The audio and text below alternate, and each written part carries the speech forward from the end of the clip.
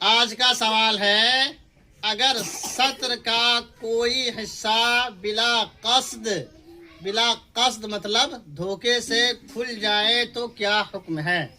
समझ गए? ये आपका क्या हुआ सवाल? जवाब सुनिए। अगर चौथाई उज़्व खुल जाए और इतनी देर खुला रहे जितनी देर में 3 बार सुब्हान रब्बियल अज़ीम, सुब्हान रब्बियल अज़ीम, सुब्हान रब्बियल अज़ीम कह सके तो नमाज टूट जाएगी। नमाज क्या हो जाएगी? टूट जाएगी।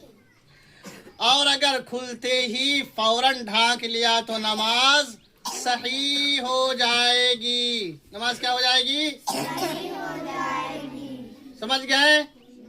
अगर खुलते ही फौरन आपने उसको ढांक लिया तो नमाज हो जाएगी। इतनी देर अगर कर दिया कि 3 मरतबा जितनी देर में सुब्हान रब्बियल अज़ीम पढ़ सकते हो तो नमाज क्या हो जाएगी?